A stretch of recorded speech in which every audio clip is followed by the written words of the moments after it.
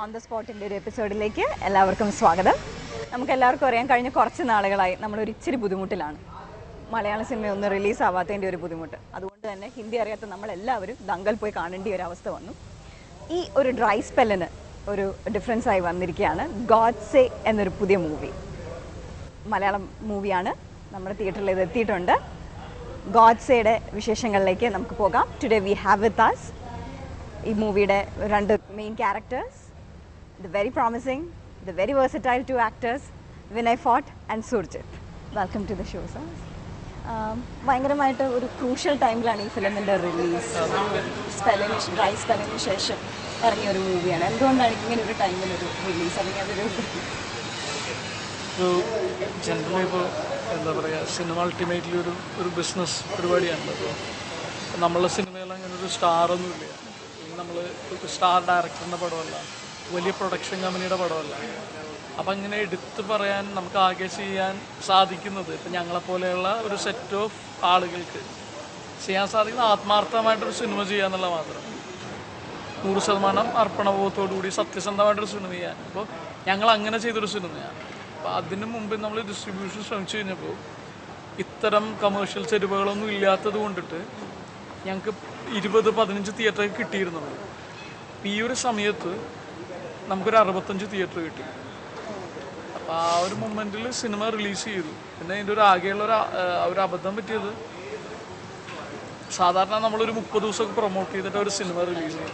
നമ്മൾ നാളെ റിലീസ് ചെയ്യാമെന്ന് തീരുമാനിക്കുന്നു, ഇന്നാണ് തീരുമാനിക്കുന്നത്, നാളെ അങ്ങോട്ട് പടം റിലീസ് ചെയ്യും. ശരിക്കും മരുഭൂമിയിൽ വെള്ളം കിട്ടുന്ന പോലെയായിരുന്നു പ്രേക്ഷകർക്ക് ഒരു മലയാളം മൂവി എന്ന് പറയുന്നത്. അതൊരു കംപ്ലീറ്റ് മാർക്കറ്റിംഗ് ഇതായിരുന്നു. പക്ഷേ ആകെ പറ്റിയൊരു കാര്യം എന്ന് പറഞ്ഞാൽ മരുഭൂമിയിൽ വെള്ളമുണ്ടെന്ന് ആളുകൾ അറിയിക്കാൻ പറ്റിയില്ല എന്നുള്ളതാണ്. വെള്ളമുണ്ടെങ്കിൽ മാത്രമേ ഗുണമുള്ളൂ. അപ്പോൾ ഈ സിനിമ തിയേറ്ററിലുണ്ടെന്ന് അറിയിക്കാൻ വേണ്ടിയിട്ടുള്ള ശ്രമത്തിന്റെ ഭാഗമായിട്ട് നമ്മളിവിടെ ഇരിക്കുന്നത്. ഇതൊരു ഗാന്ധിഗ്രാമം എന്ന് പറയുന്ന ഒരു കഥേനെ എന്ന് പറയുന്ന ഒരു കഥേനെ ആസ്പദമാക്കി എടുക്കുക. അപ്പം ഇതിന്റെ ടൈറ്റിൽ എന്ന് പറയുന്നത് ഗോഡ് സേ എന്ന് പറഞ്ഞു. എന്തുകൊണ്ടാണ് അതിന് അങ്ങനെ ഒരു ടൈറ്റിൽ ഗോഡ് സേ? ഒരുപാട് കാരണങ്ങളുണ്ട്. അത് ദൈവം പറയുന്നു എന്നുള്ള തരത്തിൽ നമുക്ക് ഏത് തരത്തിലും ഇന്റർപ്രറ്റ് ചെയ്യാം. പിന്നെ ഈ സിനിമയിൽ ഗാന്ധി എന്ന് പറയുന്നത്, അല്ലെങ്കിൽ ഗാന്ധിയുടെ ഇമേജ് പ്രധാന കഥാപാത്രം. പലതരത്തിൽ നമ്മൾ കാഴ്ചക്കാരുടെ കണ്ണിലാണ്. ഇപ്പം ഞാൻ ആ സിനിമ കാണുമ്പോൾ എനിക്ക് തോന്നും, അതായത് ഗവൺമെൻറ്റിനെയും അതോറിറ്റീനെയും സാധാരണ കോമൺ പബ്ലിക് നമ്മളെപ്പോലെയുള്ള ആളുകൾ, ഗാന്ധി, നമ്മളൊരു പറ്റം ഗാന്ധിയന്മാരും ഈ അതോറിറ്റി ഗവൺമെൻറ്, നമ്മൾ ഒരു ഗവൺമെൻറ് സ്പെസിഫിക് ആയിട്ട് പറഞ്ഞിട്ടില്ല കേട്ടോ. അതിനെ ഒരു ഗോഡ്സേ ആയിട്ടും അങ്ങനെ ഒരു ഇൻ്റർപ്രിട്ടേഷൻ ഉണ്ട്. എനിക്ക് ഏറ്റവും ഈ സിനിമയ്ക്ക് ഏറ്റവും ആപ്റ്റായിട്ടുള്ള പേരാണ് ഗോഡ്സേ. ഈ ഗാന്ധി മാർഗം എന്നൊക്കെ ഇട്ട് കഴിഞ്ഞാണ്ടല്ലോ, സിനിമ കുറച്ചുകൂടി കാറ്റഗറൈസ് ചെയ്യപ്പെടും. ഈ സിനിമ ഒരിക്കലും അവർ അവാർഡ് പെടുമല്ലോ കേട്ടോ, കാണുന്ന ആളുകളുടെ നോളജിന് വേണ്ടി. നമ്മൾ ആകെ ഒരു നല്ല സിനിമ ചെയ്യാന്നുള്ള മാത്രം ചെയ്തൊരു സിനിമ. പ്രത്യേകിച്ച് ഇത് ആദ്യമേ ഫിലിം ഫെസ്റ്റിവലിനൊക്കെ പോയതിനു ശേഷം ആൾക്കാർക്ക് ഗാന്ധി എന്ന് പറയുമ്പോഴത്തേക്ക് ആൾക്കാർക്ക് ഒരു ഇന്റൻസ് മൂവി എന്നുള്ള ഒരു ഐഡിയ ആണ് മനസ്സിൽ വന്നിരിക്കുന്നത്. അപ്പം അങ്ങനെ ഒരു ലെവലിലാണ് ആ പാട്ട് വരുന്നത്, ശങ്കരൻ തങ്ങേനാണെന്ന്.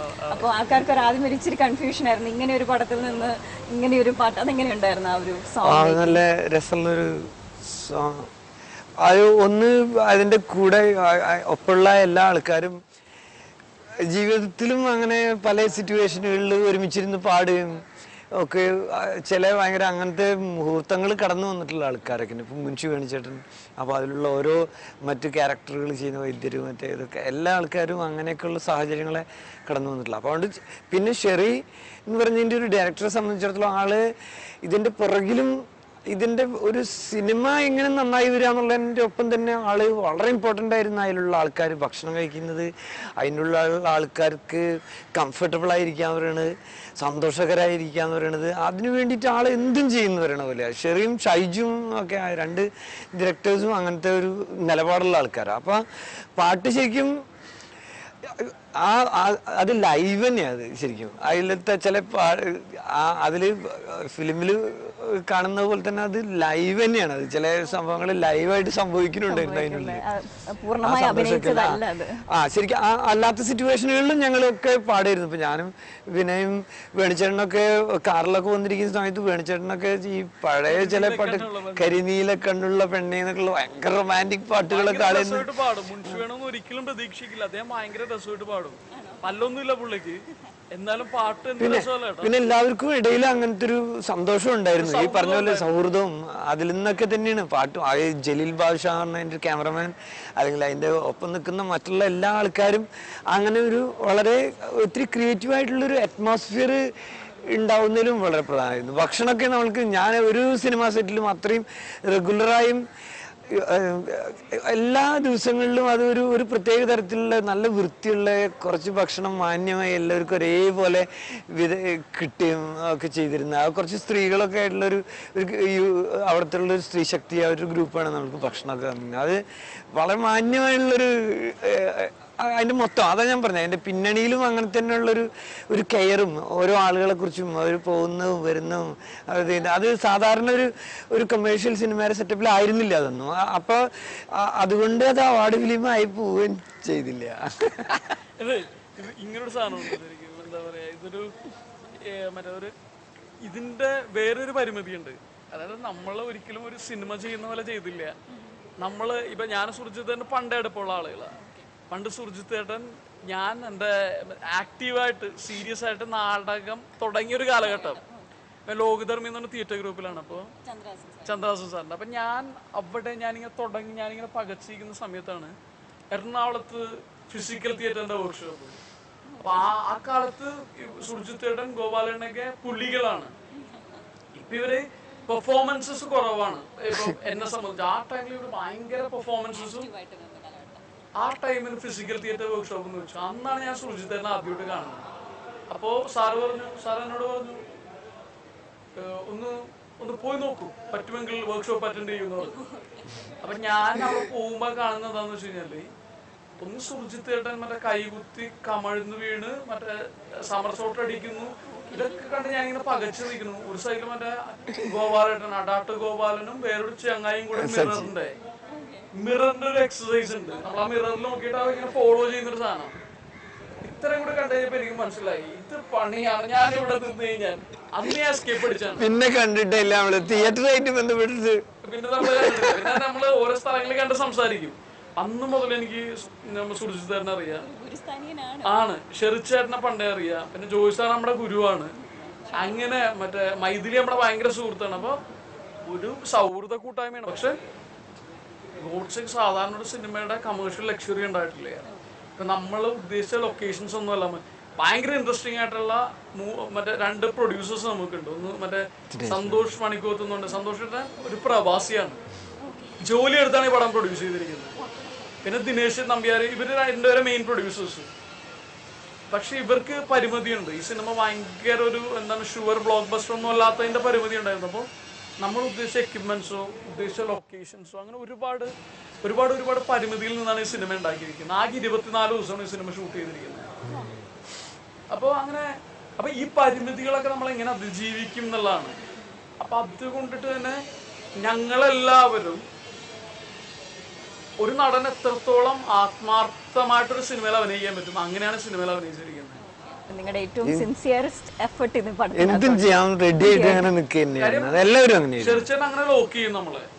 അതായത് അവിടെ ഡയറക്ടർ ആക്ടർ ഒന്നും ഇല്ല, ഒരു സഹോദരനാണ്. നമ്മള് മറ്റുള്ളൊരു മനുഷ്യജീവിനെ അപ്രോച്ച് ചെയ്യുന്ന മനസ്സ് തുറന്നിട്ടുള്ളൊരു സാധനം ഉണ്ടല്ലോ. അപ്പൊ അങ്ങനെ പിന്നെ എന്നെ സംബന്ധിച്ച് ലൈക്ക് എന്താ പറയാ, എന്റെ ലൈഫ് ടൈമിൽ എനിക്ക് കിട്ടിയ ബെസ്റ്റ് ക്യാരക്ടറാണ്, ഏറ്റവും ചലഞ്ചിങ് ആയിട്ടുള്ള ക്യാരക്ടറാണ്. അപ്പോൾ ഒരുപാട് റിവ്യൂസും വന്നിട്ടുണ്ട്. വിനയുടെ ഏറ്റവും ബെസ്റ്റ് പെർഫോമൻസ് ആണ് ഈ മൂവിയിൽ എന്നുള്ള രീതിയിൽ. ഫിലിം ഫെസ്റ്റിവലിലൊക്കെ എങ്ങനെയായിരുന്നു ഈ മൂവി? ഈ റിവ്യൂ എല്ലായിടത്തും ഉണ്ടായിരുന്നു. അതായത് പെർഫോമൻസിനെ കുറിച്ചിട്ട് ഭയങ്കര അപ്രീസിയേഷൻ ഉണ്ടായിരുന്നു. പക്ഷെ വിഷയം എന്താണെന്ന് വെച്ച് കഴിഞ്ഞാല് ഇത് വളരെ ചുരുക്കം ആളുകളുടെ ഇടയിൽ ഒതുങ്ങിയില്ലേ. റിവ്യൂ എഴുതിയ ചേട്ടൻ കണ്ടു പടം, സന്തോഷം. പക്ഷെ നമ്മൾ ആഗ്രഹിക്കുന്നത് എന്താന്ന് വെച്ച് കഴിഞ്ഞാൽ ഇത് സാധാരണ ആൾക്കാർ കാണണം എന്നുള്ള. പിന്നെ എല്ലാ സിനിമകളിലും ഒരു നടൻ, ഇപ്പൊ ഞാൻ ഒരുപാട് എഫേർട്ട് എടുത്തിട്ടാണ് ഈ സിനിമയിൽ ഒരു ഷോട്ടിൽ കൂടി നമ്മൾ മായം കലർത്തിയിട്ടില്ല. ഒരു ഷോട്ട് ചെയ്യുമ്പോൾ നമ്മൾ ആലോചിക്കും ഈ കഥാപാത്രം ഈ ഒരു നിമിഷത്തിൽ ഈ കഥാപാത്രത്തിന്റെ മാനസികാവസ്ഥ എന്തായിരിക്കും, അതിലേക്ക് അടുക്കാനാണ് ശ്രമിച്ചിട്ടുള്ളത്. അവിടെ നമ്മൾ വേറൊരു നോൺസെൻസും ഉണ്ടായിട്ടില്ല സിനിമയോട്. അപ്പൊ നമ്മൾ അത്ര എഫേർട്ട് എടുത്തൊരു സാധനം ചെയ്തിട്ട് ഇത് ആളുകളിലേക്ക് എത്തുമ്പോൾ മാത്രമേ നമുക്ക് നമ്മൾ ഒരുപടി മുന്നോട്ട് പോകുന്നുള്ളൂ. ഒരു റിവ്യൂസ് ഞാൻ വായിക്കുന്നുണ്ട് ഡെയിലി. നല്ല ഇപ്പൊ ലെൻസ്മാൻ, സൗത്ത് ലൈവ്, അല്ലെങ്കിൽ മെട്രോമാറ്റിനി അങ്ങനെ ഒരുപാട് നല്ല റിവ്യൂ എഴുതുന്ന ആളുകൾ എഴുതിയിട്ടുണ്ട്. പക്ഷേ നമ്മളെ സംബന്ധിച്ചൊരു മുന്നോട്ടുള്ള പോകൽ ഉണ്ടാകണമെങ്കിൽ നമുക്ക് തീർച്ചയായിട്ടും മറ്റേ ഇത് ഏറ്റവും കൂടുതൽ ആളുകളൊക്കെ എത്തിക്കാൻ സാധിക്കണം. ഏറ്റവും കൂടുതൽ സംവിധായകർ ഈ സിനിമ കാണണം. അവർക്കൊരു വിചാരം പറയണം, ഓക്കെ ഇവനെ കൊണ്ട് ഇത് പറ്റും എന്നുള്ളത്. അപ്പൊ അത്തരം കാര്യങ്ങളൊക്കെ നടക്കണം. അത് നടന്നു കഴിഞ്ഞാൽ നമുക്ക് കൂടുതൽ സന്തോഷമാവും. ഒട്ടും മായം കലർത്തിയിട്ടില്ല എന്ന് പറഞ്ഞു.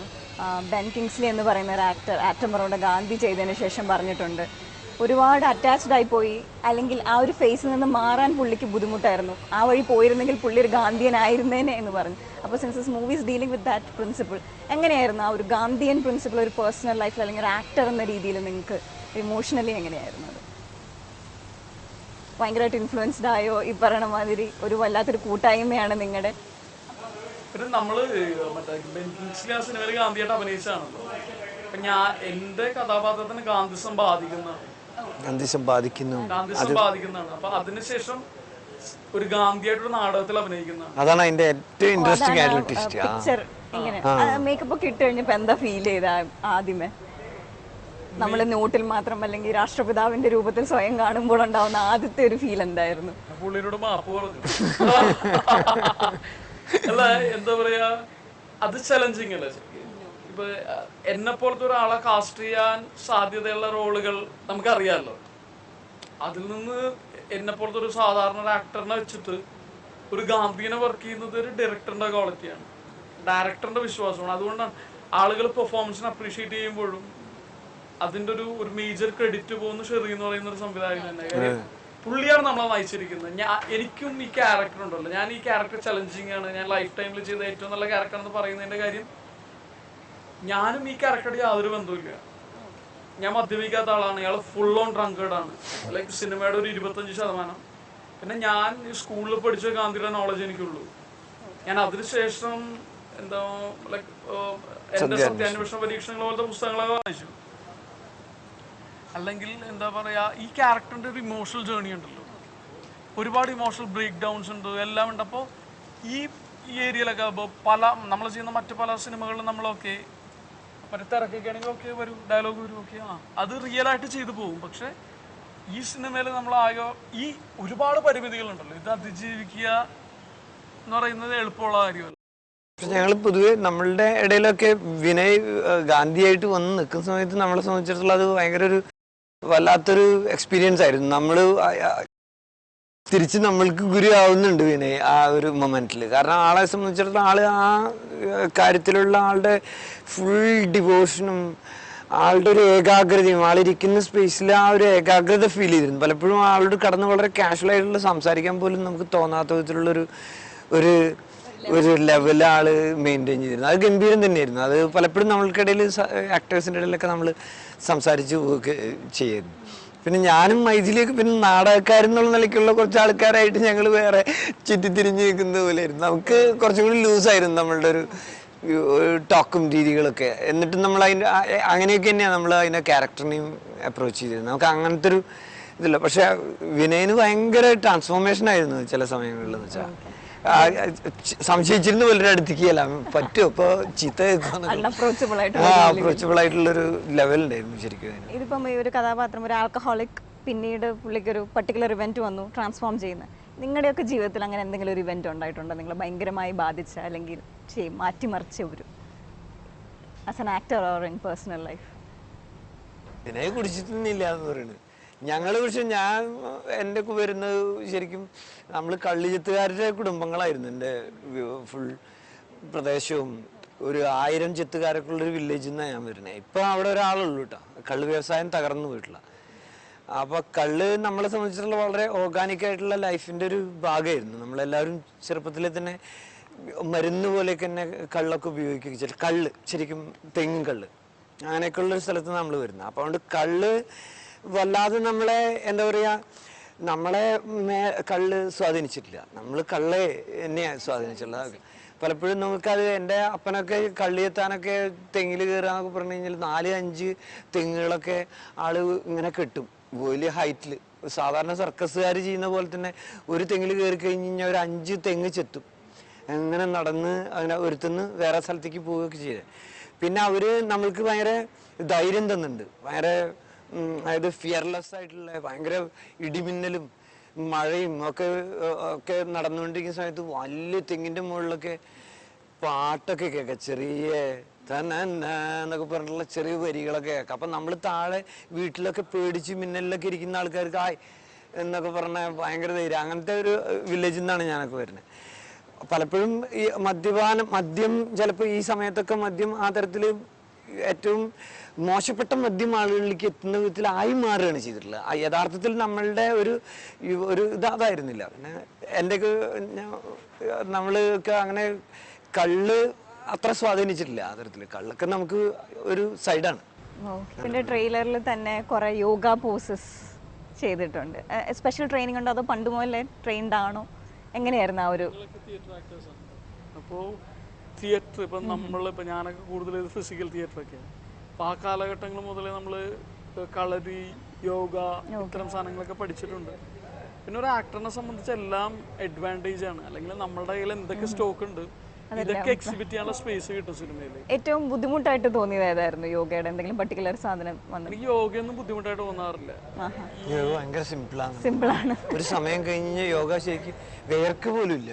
പ്രത്യേക ഭയങ്കര കളരിയൊക്കെ കുറച്ചും കൂടി ഇത്തിരി വിഗ്രസ് ആയിട്ടുള്ള ഒരു വൈബ്രന്റ് ആയിട്ടുള്ള ഒരു സംഭവം. എനിക്ക് ഈ സിനിമയിൽ ചലഞ്ച് തോന്നിയത്, ഈ സിനിമയിൽ ഒരുപാട് ഈ ക്യാരക്ടറിന് ഒരു ഇമോഷണൽ ജേർണി ഉണ്ട്. ഒരു ആക്ടറിന് പോസിബിൾ ആയിട്ടുള്ള, ഇപ്പോൾ ഇയാള് ഇവിടെ ഒരു സങ്കടത്തിൻ്റെ ഹൈറ്റിലേക്ക് പോകും, ഇയാൾ സന്തോഷത്തിൻ്റെ ഹൈറ്റിലേക്ക് പോകും, ഇയാളടക്കം ന്യൂട്രൽ ആയിരിക്കും. ഇങ്ങനെ ലൈക്ക് ഓരോ പല പല ബന്ധങ്ങൾ, പല പല ലൈക്ക് റിലേഷൻഷിപ്സ്, ഗുരുവിനോടുള്ള ബന്ധം, അങ്ങനെ ഒരു ആക്ടറിന് പോസിബിൾ ആയിട്ടുള്ള എല്ലാ ഇമോഷണൽ ജേർണിയും ഈ ക്യാരക്ടറിന് നടക്കുന്നുണ്ട്. അപ്പോൾ അങ്ങനെ പല ഏരിയയിൽ നമ്മൾ സ്ട്രക്ക് ആയിട്ടുണ്ട്. എനിക്ക് ജീവിതത്തിൽ അനുഭവമില്ലാത്ത കാര്യങ്ങൾ ഞാൻ ചെയ്യേണ്ടി വരുമ്പോൾ ഉണ്ടാകുന്ന സാധനങ്ങളുണ്ടല്ലോ. അപ്പോൾ അവിടെയൊക്കെ നമ്മളെ ഗൈഡ് ചെയ്തിരുന്നത് ഷെറിച്ചേട്ടനായിരുന്നു. ഷെറിച്ചേട്ടന് ഭയങ്കര ക്ലാരിറ്റി ഉണ്ടായിരുന്നു. ഇപ്പം ഭയങ്കര കോമ്പറ്റീഷനുള്ള ഒരു ഫീൽഡാണ്. അങ്ങനെ ഒരു സന്ദർഭത്തിൽ ദുൽഖർ സൽമാൻ എന്ന് പറയുന്ന ഒരു ഗംഭീരൻ ആക്ടർ ഈ മൂവി FB-യിൽ പോസ്റ്റും ചെയ്തു, അതിൻ്റെ ട്രെയിലർ ഷെയർ ചെയ്യുകയുണ്ടായി. എങ്ങനെയാണ് അതിന് റെസ്പോണ്ട് ചെയ്യുക? ദുൽഖർ, ഞാൻ തുറന്നു പറയാണ്, ഞാൻ ഒരിടത്തും അങ്ങനെ കാര്യമായിട്ട് പറഞ്ഞിട്ടില്ല. ഞാൻ ലൈഫിൽ കണ്ടേക്കണ ഏറ്റവും ജെനുവിനായിട്ടുള്ള മനുഷ്യരിൽ ഒരാളാണ്.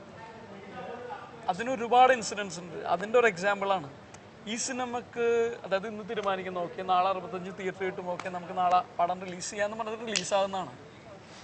നമ്മളുടെ കഠിനാധ്വാനമാണ്. അല്ലെങ്കിൽ ഒരു സിനിമ, മറ്റ് പല സിനിമകളിലും നമ്മൾ എന്നാ നല്ല അഭിപ്രായം ഉണ്ടാക്കുന്ന സിനിമകളിൽ, ഇപ്പോൾ ഫോർ എക്സാമ്പിൾ എൻ്റെ കരിയറിൽ ഒരു ടേണിംഗ് പോയിന്റ് ആയ പടം പ്രേമമാണ്.